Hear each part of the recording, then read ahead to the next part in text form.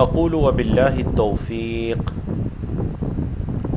الحمد للہ الملک الجبار الواحد القہار واشہد ان لا الہ الا اللہ وحدہ لا شریک لہ رب السماوات والارض وما بینہما العزیز الغفار وصلی اللہ علی النبی المصطفى المختار وعلى آلہ وصحبہ الاخیار اما بعد رب اشرح لی صدری ویسر لی امری واحلل عقدۃ من لسانی یفقهوا قولی اللہم انفعنا بما علمتنا وعلمنا ما ينفعنا وزدنا علما۔ اللہ رب العزت کی توفیق سے آج ہم عمدۃ الاحکام کی شرح کے دوران پہنچے ہیں کتاب الایمانی والنذور، کتاب الایمانی والنذور، اور اس میں حدیث نمبر ہم 351 پڑھیں گے انشاءاللہ۔ پہلے ہم کتاب کے عنوان کو سمجھ لیتے ہیں، کتاب الایمان۔ اللہ اکبر۔ ایمان جمع ہے یمین کی اور نذور جمع ہے نظر کی۔ ایمان جمع ہے یمین کی اور نذور جمع ہے نظر کی، تو دونوں موضوعات کو ایک ہی کتاب میں جمع کر دیا گیا۔ اور یہ امام صاحب کا طریقہ کار ہے کہ بعض اوقات اگر موضوعات ملتے جلتے ہوں تو وہ دونوں موضوعات کو ایک ہی کتاب کے ضمن میں جمع کر دیتے ہیں۔ تو اب قسم اٹھانا یا نظر ماننا یہ بالکل قریب ہیں، جس کے ذریعے انسان پر کوئی کام کرنا لازم ہو جاتا ہے۔ مطلب وہ قسم اٹھا کر اپنے اوپر کوئی کام لازم کر لیتا ہے یا نظر مان کر اپنے اوپر کوئی کام لازم کر لیتا ہے، تو اس اعتبار سے وہ عمل کے اعتبار سے یہ قریب ہے، تو دونوں موضوعات کو ایک ہی کتاب ایک ہی چیپٹر میں جمع کر دیا گیا۔ اب ایمان جمع ہے یمین کی، اور یمین کہتے ہیں دائیں ہاتھ کو۔ یہ جو رائٹ ہینڈ ہے اس کو عربی زبان میں یمین کہتے ہیں، لیفٹ ہینڈ کو عربی زبان میں یا شمال یا یسار کہتے ہیں، یسار۔ تو اب یمین یعنی قسم کے لیے یمین کا لفظ کیوں استعمال کیا گیا؟ کیونکہ جب کوئی قسم اٹھاتا تھا تو گویا کہ وہ کسی کو کوئی جس طرح ایک عہد و پیما ہوتا ہے اس طرح سے دائیں ہاتھ کے ساتھ اس عنوان کا یعنی اس عنوان کو رکھا گیا۔ اور نذور نظر کی جمع ہے، تفصیل آگے آ رہی ہے انشاءاللہ۔ کتاب الایمان کے اندر باقاعدہ ایک آگے چیپٹر آ رہا ہے باب النذور، جس کے اندر ہم نظر کی احادیث کو پڑھیں گے۔ عن عبد الرحمن بن سمرة رضی اللہ عنہ قال قال رسول اللہ صلی اللہ علیہ وسلم۔ حضرت عبد الرحمن بن سمرہ کی روایت ہے، کہتے ہیں کہ اللہ کے رسول صلی اللہ علیہ وسلم نے فرمایا، یا عبد الرحمن بن سمرہ، اے عبد الرحمن بن سمرہ، لا تسأل الامارہ، اے عبد الرحمن کبھی بھی امارت کا سوال نہ کرو۔ امارت سے مراد یعنی امیر بننا، لیڈر بننا، بڑا بننا، اس کا سوال نہ کرو، کیونکہ اگر تم امارت کا سوال کرو گے تو دو ہی صورتیں ہیں۔ فَإِنَّكَ إِنْ أُعْطِيتَهَا عَنْ مَسْأَلَةٍ وُكِلْتَ إِلَيْهَا، اگر تو آپ کو یہ امارت دے دی گئی سوال کرنے کے بعد، اگر آپ کے مطالبے پر آپ کو یہ امارت دے دی گئی تو پھر آپ اسی کے سپرد کر دیے جائیں گے، آپ اسی امارت کے سپرد کر دیے جائیں گے۔ پھر بس یہی ہے کہ آپ اسی امارت کے سپرد کر دیے جائیں گے۔ وہ جو اللہ کی طرف سے مدد ہے، اعانت ہے، برکت ہے، وہ آپ کو حاصل نہیں ہو سکے گی۔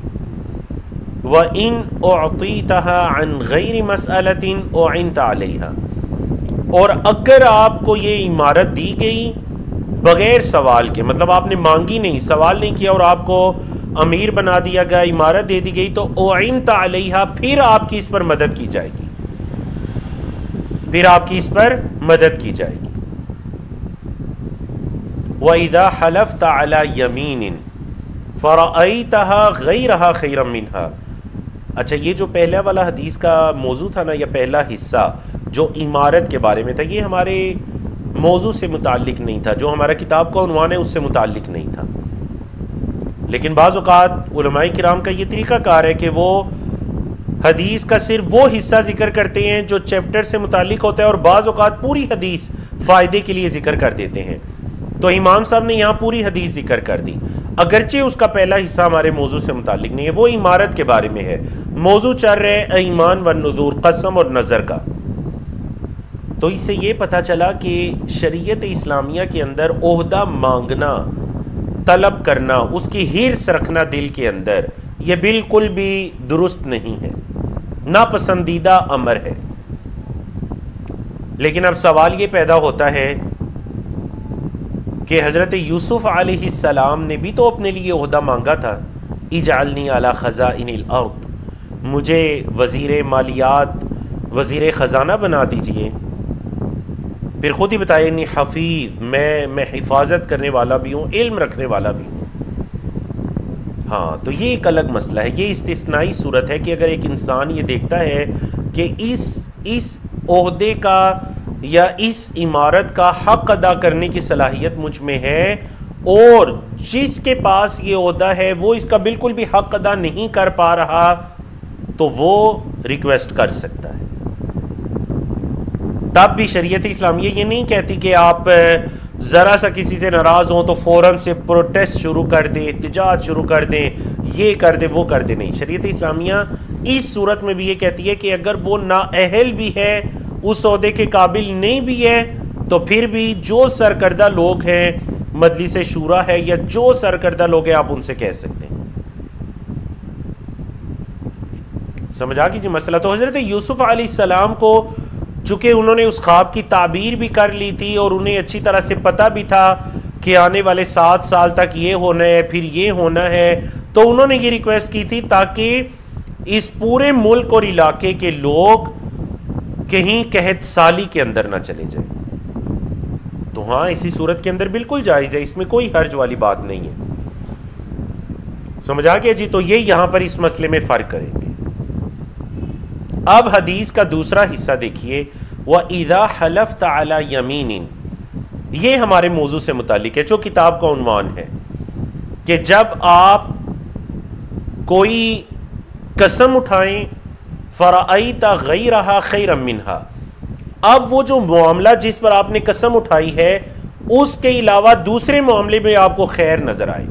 مثال کے طور پر آپ قسم اٹھا لیں کہ میں یہ کام نہیں کروں گا، پھر آپ کو نظر آئے کہ نہیں، اس کام کے کرنے میں تو خیر ہے، یا آپ کہ میں قسم اٹھاتا ہوں کہ میں ایسا کام کروں گا، پھر آپ کو نظر آئے کہ دوسرے یا یہ کام نہیں کروں گا، پھر دوسرے کام کے اندر آپ کو خیر نظر آ جائے، تو آپ کیا کریں اس کے اندر؟ مطلب ہم اردو زبان میں کہہ سکتے ہیں کہ اگر انسان کو اپنی قسم توڑنی پڑے، اس نے قسم کھائی تھی، اب اس کو قسم توڑنی پڑ رہی ہے، تو وہ کیا کرے گا؟ فَكَفِّرْ عَنْ يَمِينِكَ، نبی کریم صلی اللہ علیہ وسلم نے فرمایا کہ آپ اپنی قسم کا کفارہ دے دیجئے، قسم کا کفارہ دے دیجئے، وَأْتِ الَّذِي هُوَ خَيْرٌ، اور وہ کام کیجئے جو بہتر ہے۔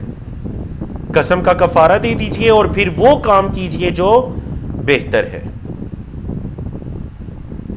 اب اس سے ہمیں کیا پتہ چلا؟ اس سے یہ پتہ چلا کہ یہ ضروری نہیں کہ اگر آپ نے قسم کھا لی تو اب آپ اس قسم سے پیچھے ہٹ ہی نہیں سکتے، ہٹ سکتے ہیں، کفارہ دے دیجئے، قسم کا کفارہ دے دیجئے اور اپنی بات سے پیچھے آپ ہٹ سکتے ہیں، یا جس کام کی قسم کھائی ہے اگر وہ کام کرنا پڑ رہا ہے تو آپ قسم کا کفارہ دے دیجئے اور وہ کام کر لیجئے۔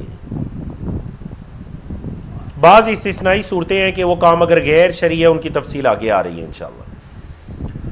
حدیث نمبر 352 ہے عمدۃ الاحکام کی، عن ابی موسیٰ رضی اللہ عنہ قال قال رسول اللہ صلی اللہ علیہ وسلم، حضرت ابو موسیٰ سے مراد حضرت ابو موسیٰ الاشعری ہوتے ہیں کہ اللہ کے رسول صلی اللہ علیہ وسلم نے فرمایا، آپ صلی اللہ علیہ وسلم اپنے بارے میں فرما رہے ہیں۔ دیکھیں حدیث نمبر 351 جو پچھلی حدیث ہے عبد الرحمن بن سمرہ کی، اس میں اور اس میں فرق یہ ہو جائے گا کہ 351 میں اللہ کے رسول صلی اللہ علیہ وسلم حضرت عبد الرحمن کو نصیحت کر رہے ہیں کہ آپ اگر ایسا کریں آپ کے ساتھ ایسا ہو جائے۔ حدیث 352 میں اللہ کے رسول صلی اللہ علیہ وسلم اپنے بارے میں بتا رہے ہیں، اپنا طریقہ کار بتا رہے ہیں قسم کے موضوع میں۔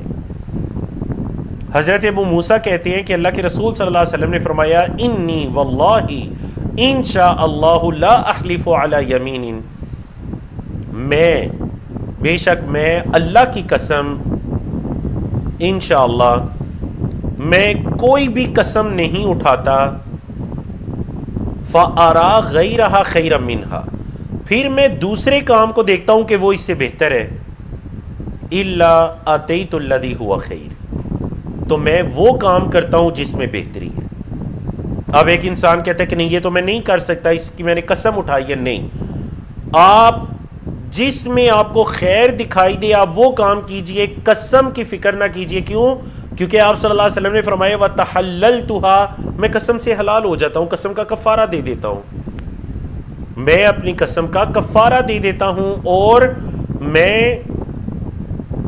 وہ کام کرتا ہوں جس کام کے اندر مجھے خیر دکھائی دیتی ہے۔ بولے جس کام کے اندر مجھے خیر دکھائی دیتی ہے۔ تو مطلب یہ شریعت کی ایک آسانی ہے کہ قسم کھانے کے باوجود بھی انسان اگر اس قسم کے خلاف کرتا ہے تو پھر وہ کفارہ دے اور وہ کر سکتا ہے۔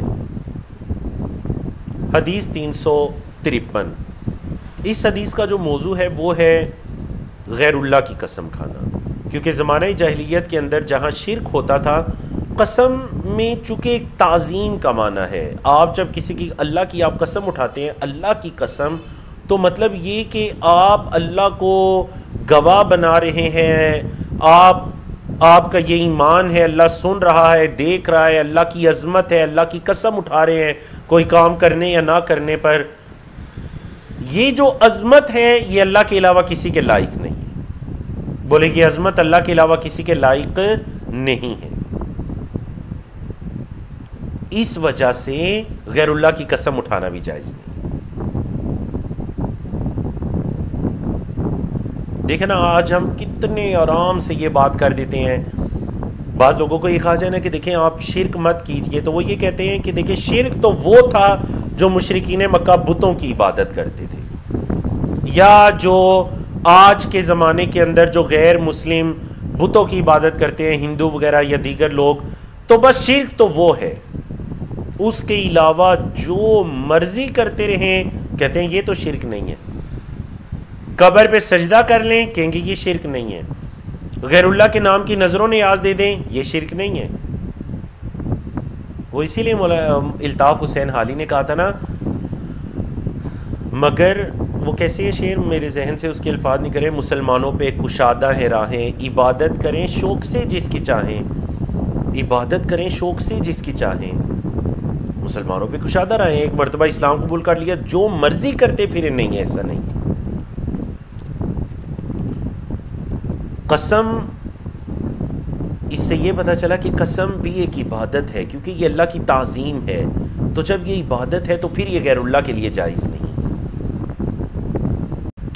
عن عمر بن الخطاب رضی اللہ عنہ قال، حضرت عمر بن خطاب رضی اللہ تعالیٰ عنہ کہتے ہیں، قال رسول اللہ صلی اللہ علیہ وسلم، اللہ کے رسول صلی اللہ علیہ وسلم نے فرمایا، ان اللہ ینہاکم ان تحلفوا بآبائکم، بے شک اللہ تمہیں منع کرتا ہے۔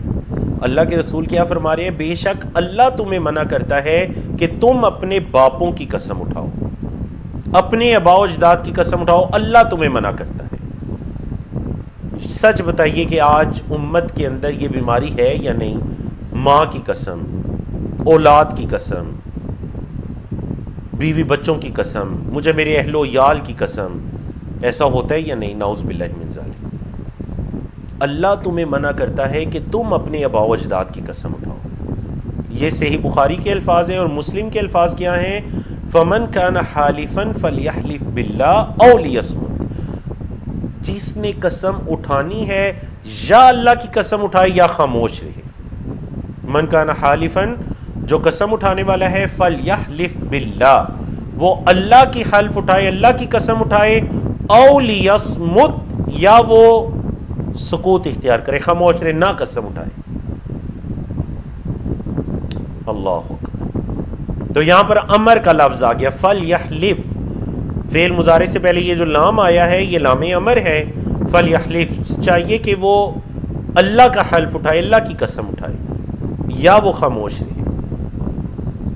اب دیکھیں صحابہ کرام جو ہے نا، وہ اللہ کے رسول صلی اللہ علیہ وسلم کی حدیث پر کیسے عمل کیا کرتے تھے، اور خاص کر حضرت عمر رضی اللہ تعالیٰ عنہ، تو اللہ کے رسول صلی اللہ علیہ وسلم کی حدیث پر، قرآن مجید کی آیات پر بڑی یعنی باقاعدگی کے ساتھ، مستقل مزاجی کے ساتھ عمل کیا کرتے تھے۔ ایک روایت کے الفاظ ہیں، قال عمر، حضرت عمر کہتے ہیں، فواللہ، اللہ کی قسم ہے، ما حلفت بها منذ سمعت رسول اللہ صلی اللہ علیہ وسلم ینہی عنہا، اللہ کی قسم میں نے کبھی ایسے قسم نہیں اٹھائی جب سے میں نے اللہ کے رسول صلی اللہ علیہ وسلم کو سنا کہ آپ اس سے منع کر رہے تھے۔ کبھی میں نے غیر اللہ کی قسم اٹھائی ہی نہیں۔ ذاکرن ولا آثرن، کیا مطلب جی؟ ذاکرن کا مطلب ہے خود ذکر کرتے ہوئے، مطلب خود سے، آثرن کا مطلب ہے کسی کا کلام نقل کرتے ہوئے، نہ تو میں نے خود سے اٹھائی ہے، نہ اگر کسی نے اٹھائی تو میں نے آگے اس کا کلام نقل کیا۔ آثرن کا مطلب نیچے بتا رہے امام صاحب، یعنی حاکین عن غیری، حقائق کی ہوتے نا بیان کرنا، حکایتن اسی سے ہے، اردو کی ایک حکایت ہے بیان، حاکین عن غیری، دوسرے سے بیان کرنا کہ انہو حلف بہا، کہ اس نے قسم اٹھائی ہے، نہ خود سے اٹھائی ہے، نہ کسی کی کبھی غیر اللہ قسم کو آگے میں نے نقل کیا ہے۔ سمجھ آ گئی جی آپ کو؟ تو اس وجہ سے ماؤں کی قسمیں مت اٹھائیے، اولادوں کی قسمیں نہ اٹھائیے، اہل و یال کی قسم نہ اٹھائیے، اللہ کے رسول صلی اللہ علیہ وسلم کی قسم نہ اٹھائیے۔ ہاں، ایک جو استثناء ہے وہ قرآن مجید کی قسم اٹھائی جا سکتی ہے۔ ایک تو ہمارے معاشرے میں قرآن اٹھاتے ہیں نا، وہ نہیں، قرآن کی قسم۔ اگر کوئی شخص یہ کہتا ہے کہ میں قرآن کی قسم اٹھاتا ہوں تو یہ جائز ہے۔ کیوں؟ کیونکہ قرآن مجید اللہ کا کلام ہے، یہ اللہ کی صفت ہے، قرآن کی قسم اٹھائی جا سکتی ہے، لیکن اللہ کی مخلوقات میں سے کسی کی قسم نہیں اٹھائی جا سکتی۔ ٹھیک ہے جی؟ اللہ کی صفات کی قسم اٹھائی جا سکتی ہے، مجھے رحمان کی قسم، رب کعبہ کی قسم، کعبہ کے رب کی قسم، جیسے کہ صحابہ کرام بھی اٹھایا کرتے تھے، وَرَبِّ الْكَعْبَةِ، کعبہ کے رب کی قسم، واو قسم کے معنی میں۔ یہاں بھی دیکھیں نا، جو حضرت عمر نے کہا نا فَوَاللَّهِ، عربی زبان میں 3 الفاظ قسم کا معنی دیتے ہیں، واو، با، تا، واللہ، باللہ، تاللہ۔ یا تو آپ لفظ اللہ سے پہلے یہ 3 حروف لے کر آ جائیں، واللہ، باللہ، تاللہ، یا پھر آپ اقسم فعل لے کر آ جائیں، جس طرح آپ اردو میں کہتے ہیں میں قسم اٹھاتا ہوں اللہ کی۔ سمجھ آ گئی جی آپ کو؟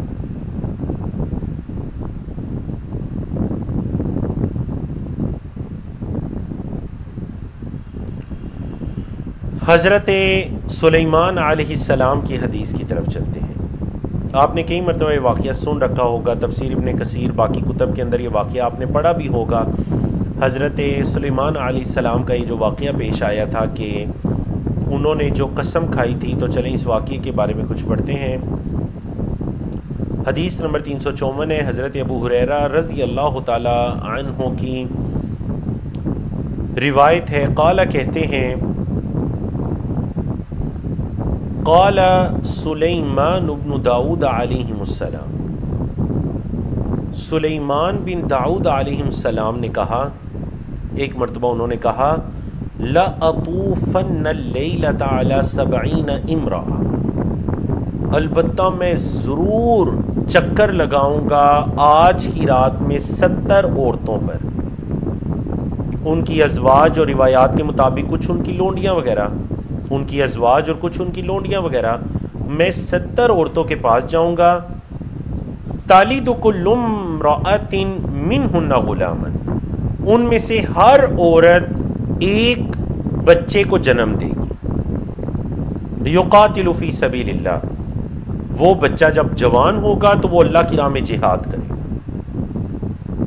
فقیل لہ، تو ان سے کہا گیا، حضرت سلیمان علیہ السلام سے کہا گیا، قل انشاءاللہ، انشاءاللہ کہہ دیجئے کہ اگر اللہ نے چاہا تو ایسا ہوگا۔ فلم یقل، انہوں نے نہیں کہا، بھول گئے یا کیا وجہ ہو سکتی ہے، انہوں نے نہیں کہا۔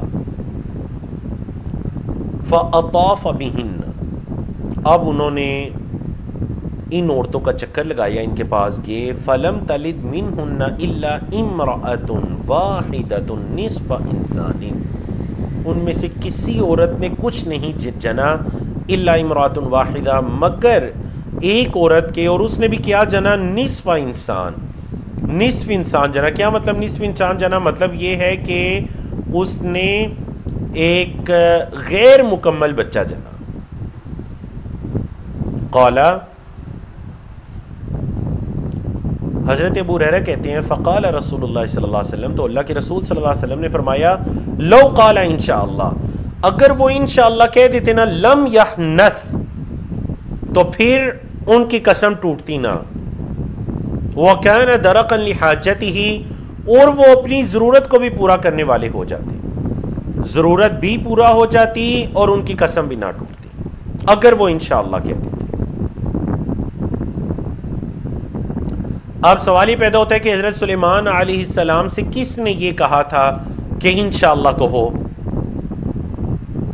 ظاہر بات ہے نبی اور رسول ہیں، تو اب کوئی عام امتی یا وہ تو نہیں اٹھ کر نبی اور رسول کو کوئی حکم دے سکتا یا اس سے کچھ ایسا کام کہہ سکتے ہیں۔ قیل لہ قل انشاءاللہ، کہا گیا اس سے کہ کہو انشاءاللہ، یعنی قال لہ الملک، فرشتے نے آ کر ان سے یہ کہا تھا کہ انشاءاللہ کہہ دو، فرشتے نے آ کر ان سے یہ کہا تھا کہ انشاءاللہ کہہ دو۔ اسی سے بعض فقہا نے یہ مسئلہ ثابت کیا نا کہ اگر کوئی انسان قسم اٹھاتا ہے، وہ کہتا ہے اللہ کی قسم میں یہ کام کروں گا، اور ساتھ کہہ دیتا ہے انشاءاللہ، ساتھ کیا کہہ دیتا ہے؟ انشاءاللہ، مطلب اللہ کی مشیت کے ساتھ اسے معلق کر دیتا ہے۔ اب انشاءاللہ ایک ایسی بات ہے نا، اس کے کہنے سے اگر وہ کام نہیں بھی کر پاتا نا، تو وہ اسے قسم کا کفارہ نہیں دینا پڑے گا۔ کیوں؟ کیونکہ اس نے انشاءاللہ کہا تھا، یعنی اس کام کو اپنے ارادے سے اس نے اللہ کی مشیت کے ساتھ معلق کر دیا تھا، اللہ کی مشیت کے ساتھ اٹیچ کر دیا تھا۔ سمجھ آ گئی نا آپ کو؟ کیونکہ جو قسم ہوتی ہے اس میں انشاءاللہ نہیں ہوتا، اللہ کی قسم میں یہ کام کروں گا، پھر اگر نہیں کیا تو کفارہ ہے۔ دوسرا شخص کہتے ہیں اللہ کی قسم میں یہ کام کروں گا انشاءاللہ، نہیں کر سکا تو کفارہ نہیں ہے۔ کیوں؟ کیونکہ اللہ کی مشیت کے ساتھ اس نے اس کو جوڑ دیا تھا، اپنے ارادے سے اللہ کی مشیت کے ساتھ اس نے اس کو جوڑ دیا تھا۔ مسئلہ سمجھ آ گیا نا آپ کو؟ اگلی حدیث دیکھیے، حدیث نمبر 355، حضرت عبداللہ بن مسعود رضی اللہ تعالیٰ عنہ کی روایت ہے، قال، کہتے ہیں قال رسول اللہ صلی اللہ علیہ وسلم، اللہ کے رسول صلی اللہ علیہ وسلم نے فرمایا، من حلف علی یمین صبر یقتطع بها مال امرئ مسلم هو فیها فاجر لقی اللہ وهو علیہ غضبان، جس نے قسم اٹھائی، اور کون سی قسم ہے جی؟ یہاں پر کوئی عام قسم نہیں ہے، بلکہ یہ قسم ہے یمین صبرن۔ یمین صبر اس قسم کو کہتے ہیں جس قسم پر کوئی فیصلہ ہونا ہوتا ہے۔ بولیے یمین صبر کس قسم کو کہتے ہیں؟ وہ قسم جس پر کوئی فیصلہ ہونا ہوتا ہے۔ اب اس نے وہ والی قسم اٹھائی، اس کے حق میں فیصلہ ہو گیا، یقتطع بها مال امرئ مسلم، اس کے ذریعے وہ کسی مسلمان کا مال ہتھیا لیتا ہے، ہوا فیہا فاجر، حالانکہ وہ اس کے اندر فاجر ہے، جھوٹی قسم اس نے اٹھائی تھی مال کو ہڑپ کرنے کے لیے، تو اس کا انجام کیا ہوگا؟ جھوٹی قسم، جس کو عربی زبان میں کہتے ہیں یمین غموس، یمین غموس، جھوٹی قسم۔ لقی اللہ، وہ اللہ سے ملے گا، وہو علیہ غضبان، اور اللہ اس پر غصے ہوگا۔ دیکھیں ایک تو قسم کی وہ قسم ہے، وہ صورت ہے جو ہم پڑھ رہے ہیں شروع چیپٹر سے، کہ جس کا تعلق مستقبل کے ساتھ ہے۔ ایک وہ قسم ہے جس کا تعلق ماضی یا حال کے ساتھ ہے، کہ دو افراد ہیں، ان کے درمیان فیصلہ ہونا ہے، ان میں سے ایک جھوٹا ہے لیکن مال کو ہتھیانے کے لیے قسم اٹھا لیتا ہے، اور دیگر حدیث کے مطابق اگر مال فروخت کرنے کے لیے قسم اٹھائی جاتی ہے تو اللہ رب العزت کی طرف سے برکت کو اٹھا لیا جاتا ہے۔ یہاں پر یہ ہے کہ دو مسلمان بھائیوں کے درمیان فیصلہ تھا، اور ایک نے کیا کیا جی؟ اس نے ایک نے مال ہتھیانے کے لیے اس نے جھوٹی قسم اٹھا لی کہ اللہ کی قسم یہ مال میرا ہے، یا اللہ کی قسم یہ حصہ میرا تھا، یہ ایسے تھا، حالانکہ وہ فاجر ہے، وہ جھوٹا ہے اپنی اس قسم میں. جب وہ اللہ سے ملے گا، لقی اللہ، جب وہ شخص اللہ سے ملے گا، وہو علیہ غضبان، تو وہ اللہ اس پر غصے ہوگا، شدید غصے، غضبان، اللہ غضب کی حالت میں ہوگا. وَنَزَلَتْ، اور یہ جو آیت کریمہ اتری کہ ان الذین یشترون بعہد اللہ وایمانہم ثمنا قلیلا، بے شک جو لوگ اللہ کے عہد اور اپنی قسموں کو کم داموں کے اندر بیچ دیتے ہیں، اس کی وعید ہے آگے. اللہ اکبر. تو اس سے یہ پتہ چل گیا کہ قسم ایک بڑی عظمت والی چیز ہے. اس کو اگر کوئی شخص جھوٹی قسم اٹھاتا ہے تو یہ کبیرہ گناہ کے زمرے میں آتا ہے. کبیرہ گناہ کے زمرے، ہر وہ کام جس پر اللہ کا غضب ہے، اللہ کا غصہ ہے، اس پر جہنم ہے، آگ ہے، وہ کبیرہ گناہ کہلاتا ہے. کبیرہ گناہوں کی پہچان میں جو علماء کرام نے قاعدہ رکھا کہ اگر کسی کام پر اللہ کا غضب ہو تو وہ کبیرہ گناہ ہے. اسی طرح دیگر بھی کچھ چیزیں ہیں، آگ ہے، وعید ہے، لعنت ہے، وہ سب کبیرہ گناہ ہیں. یہاں پر اللہ کے غضب کا تذکرہ ہے تو یہ کبیرہ گناہ ہے. جھوٹی قسم اٹھانا، غیر اللہ کی قسم اٹھانا بھی کبیرہ گناہ، اور جھوٹی قسم اٹھانا بھی کبیرہ گناہ. مزید قسم کو سمجھیے. عن الاشعث بن قیس رضی اللہ عنہ قال، حضرت اشعث بن قیس رضی اللہ تعالیٰ عنہ کہتے ہیں، کان بینی و بین رجل خصومۃ فی بئر، میرے اور ایک شخص کے درمیان ایک کنویں کے معاملے میں کوئی جھگڑا تھا. فاختصمنا الی رسول اللہ صلی اللہ علیہ وسلم، تو ہم اس جھگڑے کو لے کر اللہ کے رسول صلی اللہ علیہ وسلم کے پاس چلے گئے. فقال رسول اللہ صلی اللہ علیہ وسلم، تو اللہ کے رسول صلی اللہ علیہ وسلم نے فرمایا، شاہداک او یمینہ. اچھا، یہاں پر جو دعویٰ کرنے والے تھے نا وہ تھے حضرت اشعث. شریعت کا قاعدہ یہ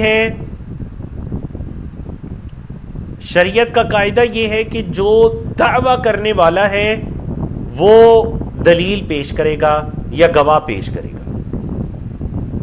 اور دوسرا شخص اس سے قسم کا مطالبہ کیا جاتا ہے. اور حدیث کے الفاظ ہیں، الیمین علی المدعی، دعویٰ کرنے والے پر قسم ہے. نہیں، الیمین علی المدعی نہیں، معذرت سے، استغفر اللہ، حدیث کے الفاظ ایسے نہیں ہیں، میرے ذہن سے وہ دلیل کے الفاظ نکل رہے ہیں کہ البینۃ علی المدعی. اللہ ہم سے درگزر فرمائے. سبقت لسانی سے الفاظ البینۃ علی المدعی، جو دعویٰ کرنے والا ہے اس پر دلیل ہے، والیمین علی من انکر، اور اگر دوسرا شخص اس کے دعوے کا انکار کرتا ہے تو پھر وہ قسم اٹھائے گا. سمجھا کہ نا حدیث کی؟ دو شخص اگر جھگڑا ہو گیا ان کے درمیان، تو دیکھیں ان میں سے ایک شخص ہے جو کوئی دعویٰ کر رہا ہے، کہہ رہا ہے جی میرا یہ دعویٰ ہے. ٹھیک ہے، آپ کا یہ دعویٰ ہے تو دلیل دیجئے. اس دلیل میں کوئی چیز بھی ہو سکتی ہے، لکھائی، معاہدہ، گواہ بھی ہو سکتے ہیں.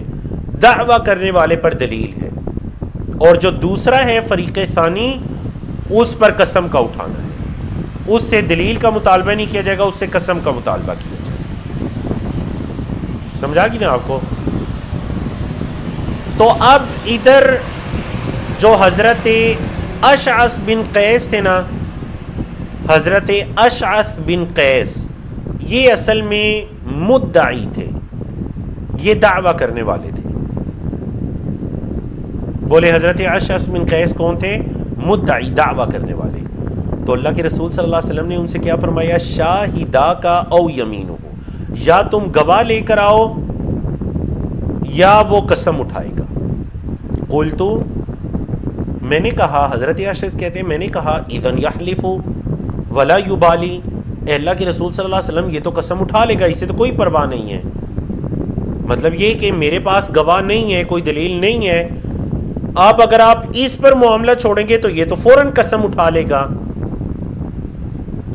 اگر قسم اٹھا کر اس کو کچھ مال مل رہا ہے، کنویں کے معاملے میں اس کے حق میں فیصلہ ہو رہا ہے، تو یہ تو فوراً قسم اٹھا لے گا. تو اللہ کے رسول صلی اللہ علیہ وسلم نے اس موقع پر یہ حدیث بیان فرمائی جو ابھی آپ نے حدیث نمبر 355 پڑھی ہے. فقال رسول اللہ صلی اللہ علیہ وسلم, تو اللہ کے رسول صلی اللہ علیہ وسلم نے فرمایا, من حلف علی یمینی صبر, جس نے کوئی ایسی قسم اٹھائی جس پر فیصلہ ہونا ہے, یقتطع بها مال امرئ مسلم, جس کے ذریعے وہ کسی کا مال ہتھیا لیتا ہے, هو فیہا فاجر, اور وہ اپنی اس قسم کے اندر فاجر ہے, جھوٹا ہے, لقی اللہ وہو علیہ غضبان, تو وہ اللہ سے اس حال میں ملے گا کہ اللہ رب العزت اس پر غضبناک ہوگا.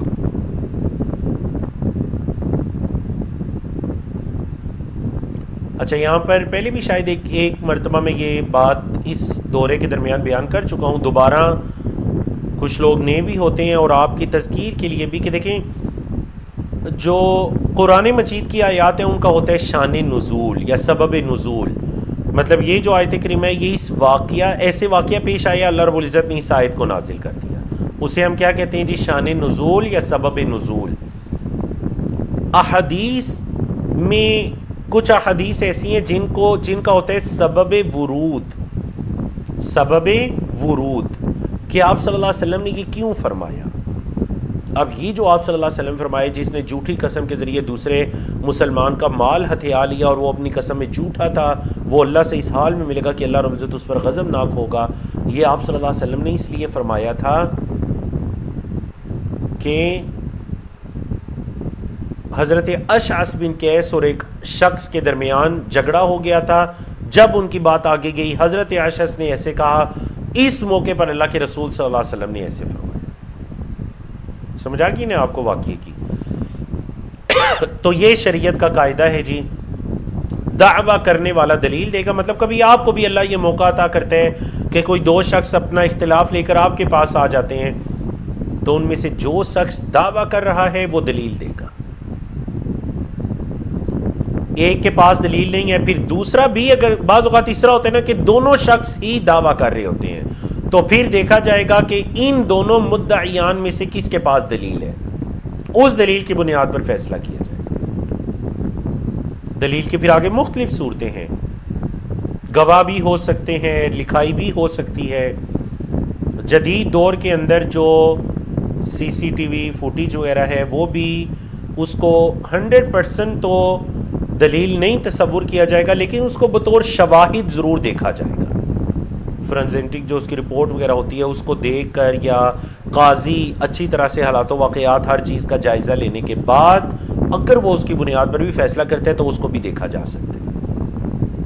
لیکن اس پہ مکمل اعتماد کرنا یہ درست نہیں ہے فقہا کے قول کے مطابق. کیوں؟ کیونکہ آپ کو پتہ ہے کہ ایک دن ایک ویڈیو آتی ہے, پتہ چلتا ہے اگلے دن یہ تو فیک ہے, بنائی گئی ہے, دوسرے دن پھر آتی ہے, تیسرے دن پھر کچھ اس کے اپوزٹ آ جاتا ہے. تو اس وجہ سے یہ کمزور دلائل ہے, تصویر ویڈیو وغیرہ یہ کمزور دلائل ہیں جن میں رد و بدل دھوکہ دہی بہت زیادہ ہو سکتی ہے. اس وجہ سے مکمل اعتماد اس پر نہیں کیا جا سکتا.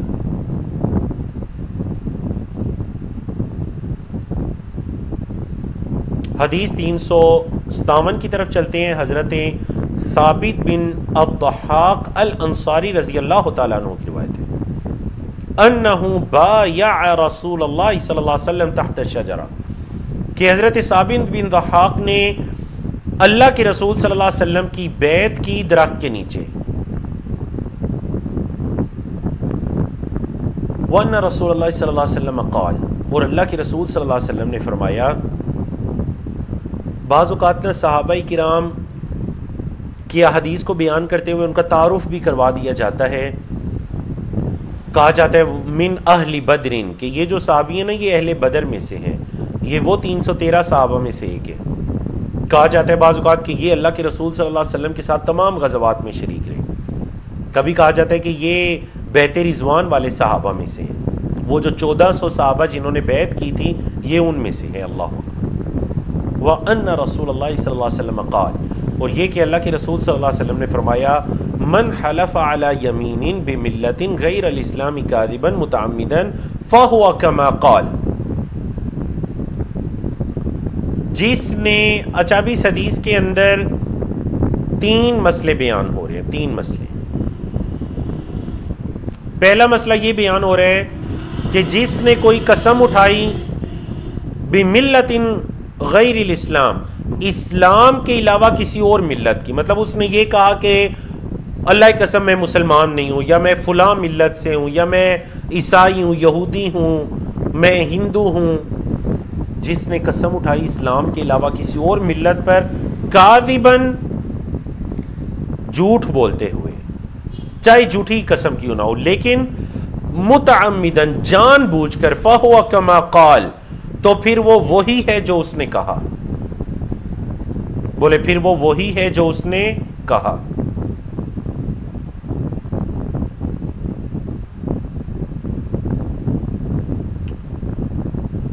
اب یہاں پر ایک چیز کا استثناء ہے کہ اگر کوئی شخص، بعض اوقات اس طرح ہوتا ہے نا کہ کوئی شخص جو ہے وہ اس کو جان کا خطرہ لاحق ہو جاتا ہے، تو شریعت اسلامیہ نے یہاں پر رخصت دی ہے الا من اضطر وقلبه مطمئن بالایمان. ہاں کوئی ایسا شخص ہے جو مجبور کر دیا جائے بیچارہ، لیکن اس کا دل ایمان پر مطمئن ہے. کوئی ایسا شخص جس کو مجبور کر دیا گیا لیکن اس کا دل، مطلب یہ کہ اب یا اس کی یا کسی کی جان کو خطرہ ہے، یا وہ کلمہ کفر اپنی زبان سے نکالے، تو یہ ایک استثنائی صورت ہے. قرآن مجید کے اندر اس کا استثناء موجود ہے، یہ اس کی بات نہیں ہو رہی. کوئی شخص ہے وہ جان بوجھ کر جھوٹی قسم اٹھا کر یہ کہتے ہیں کہ وہ اسلام نہیں ہے بلکہ فلاں دین سے تعلق رکھتے ہیں، تو پھر وہ اسی سے تعلق رکھتے ہیں، کفریہ بات ہے یہ. ومن قتل نفسه بشیء، دوسرا مسئلہ اس حدیث میں یہ ہے کہ جس نے اپنے آپ کو قتل کیا کسی چیز سے، عذب به یوم القیامہ، قیامت کے دن اس کو اسی سے عذاب دیا جائے گا. یہ مسئلہ بہت اہم ہے، خاص کر ہمارے اس دور کے اندر جب معیشت کے اندر، آپ کہہ لیجئے گزر بسر کے اندر کچھ مشکل آ گئی ہے، مالی معاملات کے اندر مشکل آ گئی ہے، جابز کے مواقع کم ہیں. کئی آپ نے ان دنوں کے اندر واقعات سنے، اس سال 2 سال کے اندر خصوصی طور پر کہ کتنے لوگ آپ نے ایسا سنا ہوگا کہ وہ خودکشی کی طرف جا رہے ہیں. کیا تھا جی؟ مجبور ہو گئے، بچے رو رہے ہیں، کھانے پینے کے لیے کچھ نہیں ہے، خودکشی کر لی. نہیں، نعوذ باللہ، شریعت کبھی بھی اس چیز کی حوصلہ افزائی نہیں فرماتی، جتنی مرضی ہی مجبوری کیوں نہ ہو جائے. ہاں اگر کوئی انسان کسی پریشانی کی انتہا ہو گئی ہے، نہیں بھی زندہ رہنا چاہتا، تو پھر بھی یہ دعا کرنے کی اجازت ہے کہ اللہم احیینی اذا کانت الحیات خیرا لی. اے اللہ جب تک یہ زندگی میرے لیے بہتر ہے مجھے زندہ رکھنا، اور اے اللہ جب یہ زندگی میرے لیے بہتر نہ ہو تو مجھے فوت کر دینا، اور اے اللہ مجھے اپنی طرف اٹھانا بغیر اس حالت میں کہ میں فتنے میں مبتلا کیا ہوں. لیکن خودکشی کسی صورت میں جائز نہیں ہے.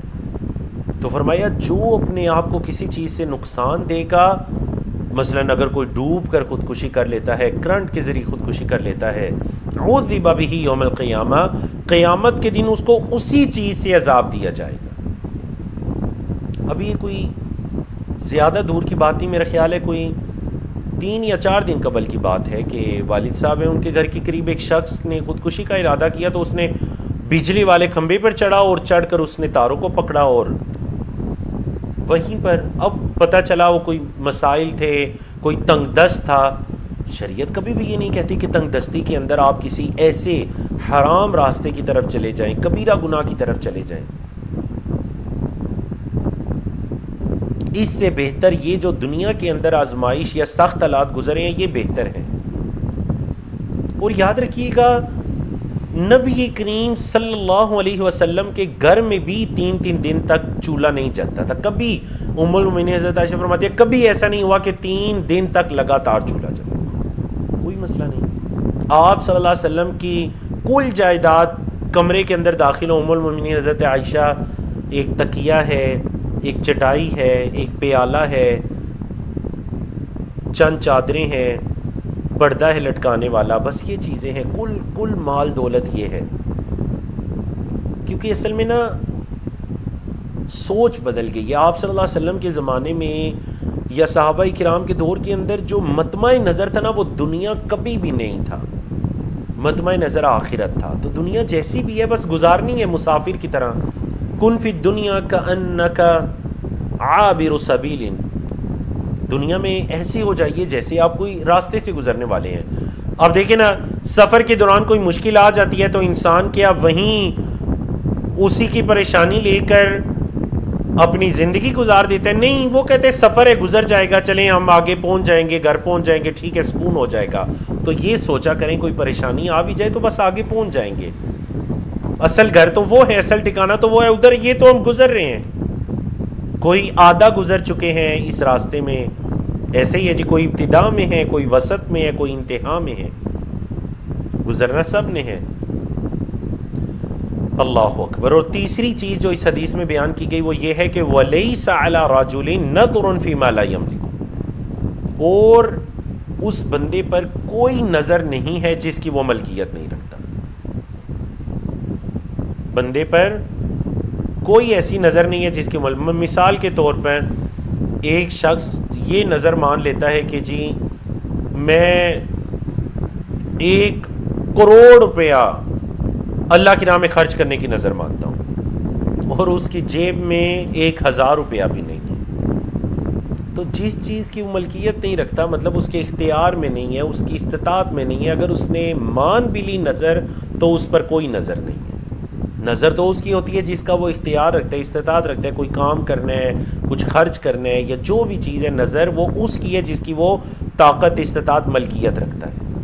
وفی روایت، اور ایک حدیث کے الفاظ یہ ہیں کہ وَلَعْنُ الْمُؤْمِنِ كَقَتْلِهِ، مومن کو لعن تان کرنا یہ اس کو قتل کرنے کی طرح.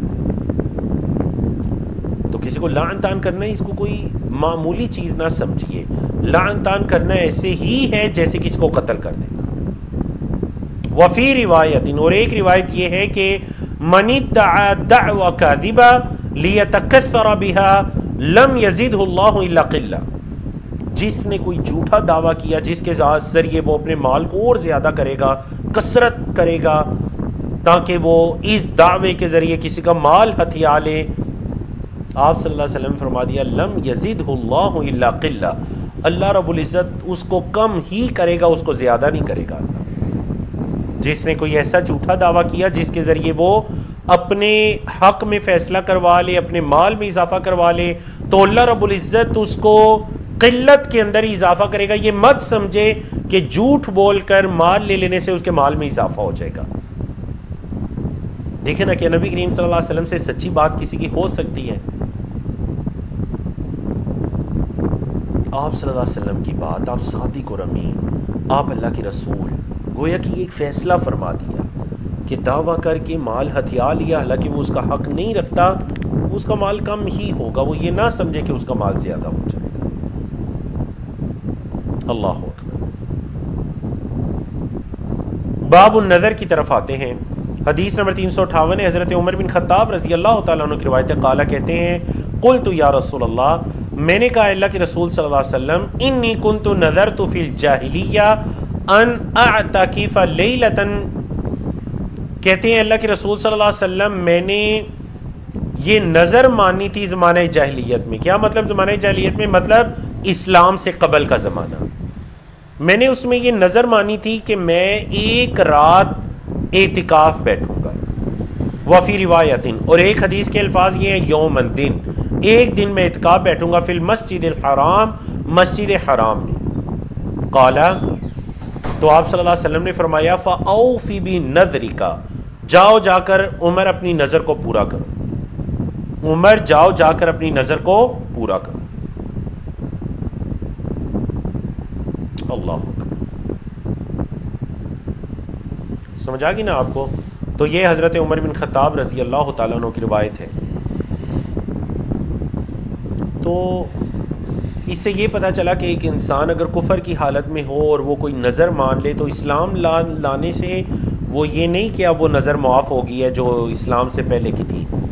اے عمر، اگر اسلام سے پہلے بھی نظر مانی تھی اور ابھی تک اس کو پورا نہیں کیا، اب اسلام لے آئے ہو تو نظر کو پورا کرو. الا یہ کہ وہ نظر گمراہی کی، معصیت کی، برائی کی نظر ہو، پھر اس کو پورا نہیں کیا جائے گا. کیونکہ زمانہ جاہلیت میں تو غیر شرعی کام بھی ہوتے تھے، تو اگر ایک انسان نے کسی غیر شرعی کام کرنے کی نظر مان لی، حتیٰ کہ قسم کے چیپٹر میں بھی یہ ٹاپک کہ اگر کسی نے غیر شرعی کام کرنے کی قسم اٹھا لی، مثال کے طور پر کوئی کہتا ہے جی میں قسم اٹھاتا ہوں کہ میں اس شخص سے بات نہیں کروں گا، اپنے بھائی سے بات نہیں کروں گا، تو یہ گناہ کی قسم ہے، کفارہ دیجیے اور بھائی سے بات کیجیے، یہ گناہ کی قسم ہے، کیونکہ قطع تعلقی کی شریعت کبھی بھی حوصلہ افزائی نہیں فرماتی۔ اب ایک شخص نے نظر مان لی گناہ کرنے کی کہ میں یہ گناہ کروں گا، تو نعوذ باللہ اس نظر کو پورا نہیں کیا جائے گا۔ باب النظر کی دوسری حدیث، اللہ اکبر، قربان جائیں، حدیث نمبر 358 باب کی روایت ہے حضرت عمر کی، اور حدیث نمبر 359 ان کے بیٹے عبداللہ کی روایت ہے۔ اللہ اکبر۔ اللہ سے سب آپ دعا کیجئے کہ اللہ رب العزت ہم سب کو ایسی توفیق عطا کرے، اپنے بچوں کی ایسی پرورش کے کریں کہ کبھی دین کے موضوعات میں کبھی کوئی حوالہ دیا جائے تو باپ بیٹے کا تذکرہ کیا جائے، باپ بیٹے علماء ہوں۔ جس طرح مسجد نبوی کے اندر ہی 2 مدرسین ہیں، ایک شیخ عبد المحسن العباد نابینا ہے، بہت بڑے عالم ہیں، وہ باپ ہیں، زندہ ہیں، بہت بڑے محدث ہیں، اس وقت بھی موجود ہیں، اور ان کے بیٹے عبد الرزاق البدر، وہ بھی مسجد نبوی کے مدرس ہیں، بہت بڑے عالم ہیں ماشاءاللہ، دونوں باپ بیٹے علماء ہیں ماشاءاللہ، دونوں کی کئی کتابیں ہیں۔ دیکھیے نا، اللہ ایسی اولاد عطا کرے، اللہ سے یہ دعائیں کیا کریں، اللہ اولاد کو ایسی نیکی کی، تقوی کی اور دین کی خدمت کرنے کی توفیق عطا کرے، آمین یا رب العالمین۔ تو حضرت عبداللہ بن عمر کی روایت ہے، عن النبی صلی اللہ علیہ وسلم، نبی کریم صلی اللہ علیہ وسلم سے روایت کرتے ہیں، انہ نہا عن النذر، کہ آپ صلی اللہ علیہ وسلم نے نظر سے منع کیا کہ یہ نظر مت مانو، جس نے کوئی نیکی کا کام کرنا ہے، کوئی خیر کرنی ہے، ایسے ہی کر گزرو، نظر نہ مانو۔ کیوں؟ وقالا، اور آپ صلی اللہ علیہ وسلم فرمایا، انہ لا یأتی بخیر، یہ مت سمجھو کہ نظر کوئی خیر کو لے کر آ جائے گی، وانما یستخرج بہ من البخیل، نظر کا فائدہ تو یہ ہوتا ہے کہ بخیل انسان جو نیکیاں کرنے میں بخیل ہے یا مال خرچ کرنے میں بخیل ہے، تو نظر کے ذریعے سے وہ کوئی نیکی کر جاتا ہے یا چلے کوئی مال وغیرہ خرچ کر دیتا ہے، تو بخیل انسان سے کچھ نکال لیا جاتا ہے نظر کے ذریعے سے، یہ مت سمجھو کہ نظر کوئی خیر کو لے کر آتی ہے۔ سمجھا کیا جی؟ تو آپ صلی اللہ علیہ وسلم نے نظر سے منع کیا۔ حدیث نمبر 360 حضرت عقبہ بن عامر کی روایت رضی اللہ تعالی عنہ قال، کہتے ہیں، نظرت اختی، میری بہن نے یہ نظر مانی کہ ان تمشی الی بیت اللہ الحرام حافیہ، کہ وہ مسجد حرام کی طرف پیدل چل کر جائے گی یا ننگے پاؤں چل کر جائے گی۔ فآمرتنی، پھر اس نے مجھے یہ حکم دیا کہ ان استفتی لہا رسول اللہ صلی اللہ علیہ وسلم، کہ ذرا میں اللہ کے رسول صلی اللہ علیہ وسلم سے جا کر پوچھوں کہ نظر تو یہ مان لی ہے کہ پورا راستہ پیدل ہی چل کر جاؤں گی، پاؤں میں جوتے وغیرہ بھی نہیں ہوں گے، تو اب میں کیا کروں؟ فقالا، تو آپ صلی اللہ علیہ وسلم نے فرمایا، حضرت عقبہ فرماتے ہیں، فاستفتیتہ، میں نے آپ صلی اللہ علیہ وسلم سے پوچھا، آپ نے فرمایا، لتمشی ولترکب، وہ اللہ کی بندی چلے بھی اور سوار بھی ہو۔ اب یہ نہیں کہ اس نے نظر مانی ہے چل کر جائے گی تو اب وہ سوار نہیں ہوگی، سوار بھی ہو، اپنے آپ کو کیوں مشقت میں ڈالتی ہے؟ اگر اللہ نے سواری وغیرہ دی ہے تو راستے میں چلے بھی اور سوار بھی ہو۔ تو اس سے یہ پتہ چلا کہ ایک انسان نے نظر مان لی، اب نظر کے ساتھ کچھ اور بھی کرنا چاہتا ہے یا جس میں اس کے لیے خیر ہے اس کے دین دنیا کی، تو وہ نظر میں تبدیلی کر سکتا ہے۔ اصل نظر یہ ہے کہ مسجد حرام میں جانا وہ جائے، ضرور بیت اللہ الحرام میں جائے، عمرے کی نظر ہے جائے، مسجد حرام میں نمازیں پڑھنے کی، اعتکاف کرنے کی نظر ہے تو جائے پڑھے، لیکن یہ جو کہا تھا کہ پیدل چل کر جائے گی یا ننگے پاؤں جائے گی، نہیں، اسے چاہیے پیدل بھی چلے اور سوار بھی ہو، جیسے عام طور پر سفر ہوتا ہے۔ حضرت عبداللہ بن عباس، نبی کریم صلی اللہ علیہ وسلم کے چچا زاد بھائی، رضی اللہ عنہما، انہ قال، وہ کہتے ہیں کہ استفتا سعد بن عبادہ رسول اللہ صلی اللہ علیہ وسلم فی نذر، سعد بن عبادہ نے اللہ کے رسول صلی اللہ علیہ وسلم سے نظر کے بارے میں مسئلہ دریافت کیا.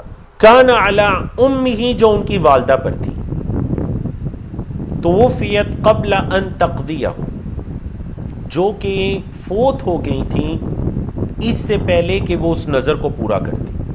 مسئلہ سمجھ آ گیا. سعد بن عبادہ کی والدہ ام سعد، انہوں نے نظر مانی تھی اور نظر پورا کرنے سے پہلے ہی ان کی وفات ہو گئی. قال رسول اللہ صلی اللہ علیہ وسلم، تو اللہ کے رسول صلی اللہ علیہ وسلم فرمایا فقضی عنہا، تم اب اس کی طرف سے نظر پوری کر دو. اے سعد، تم اپنی والدہ کی طرف سے نظر پوری کر دو. تو اس سے یہ پتہ چلا کہ آپ نظر مان بھی سکتے ہیں، کسی کو بتا بھی سکتے ہیں. ظاہر بات ہے ان کی والدہ نے ان کو بتایا، اور اگر کوئی نظر کیے پورا کیے بغیر فوت ہو جاتا ہے تو اس کے ورثاء اس کی طرف سے نظر پورا کر سکتے ہیں. تو اس سے یہ پتہ چلا کہ آپ کو اگر پتہ چلتا ہے کہ آپ کی والدہ نے، آپ کے والد نے یہ نظر مانی تھی اور پورا نہیں کر سکے، تو آپ بحیثیت اولاد، بحیثیت وارث ان کی طرف سے وہ نظر پوری کر دیجئے. حدیث نمبر 362 عن کعب بن مالک رضی اللہ عنہ قال، حضرت کعب بن مالک رضی اللہ تعالیٰ عنہ کی روایتیں کہتے ہیں، قلت یا رسول اللہ، میں نے کہا اللہ کے رسول صلی اللہ علیہ وسلم، ان من توبتی ان انخلی من مالی صدقۃ الی اللہ ورسولہ. اے اللہ کے رسول صلی اللہ علیہ وسلم، بے شک میرے توبہ کرنے میں سے یہ بھی ہے کہ میں نے یہ نظر مانی تھی کہ میں اپنا سارا کا سارا مال اللہ کی راہ کے اندر صدقہ کر دوں گا. آپ کو پتہ نہیں ایک واقعہ پیش آیا تھا. مرارہ بن ربیع ہے، کعب بن مالک ہے اور ہلال بن امیہ ہے. ان تین صحابہ کرام کا ایک واقعہ یہ پیش آیا تھا کہ ان تین صحابہ کرام وہ جو غزوہ تبوک سے یہ پیچھے رہ گئے تھے، تو اب اللہ رب العزت نے ان کی توبہ کو قبول کیا. سورۃ توبہ کا وجہ تسمیہ بھی ان کی توبہ کی ہی وجہ سے ہے.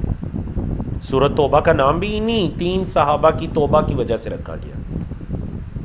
ہمارے استاد محترم کہتے تھے اگر ان تینوں کا نام یاد کرنا ہے تو مکہ یاد کر لیں. میم کاف ہا مکہ.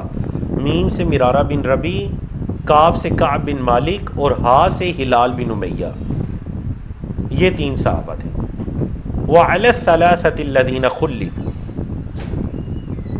تو حضرت کعب نے یہ نظر مانی تھی کہ اللہ ہماری توبہ کو قبول کر لے، کیونکہ غزوہ تبوک بڑا سخت غزوہ تھا، تو بہت سے منافقین بھی بہانے بنا کر پیچھے رہ گئے تھے.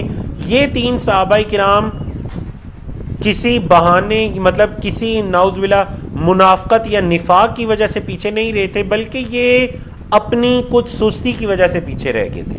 کل جائیں گے، چلو پرسوں جائیں گے، سفر کی تیاری کرتے کرتے یہاں تک کہ تاخیر ہوگی، نہیں جا سکے.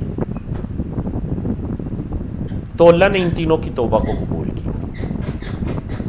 تو یہ کہنے لگے اللہ کے رسول صلی اللہ علیہ وسلم، میں نے تو یہ نظر مانی تھی کہ اللہ میری توبہ کو قبول کرے تو میں سارا مال اللہ کی راہ میں صدقہ کروں گا.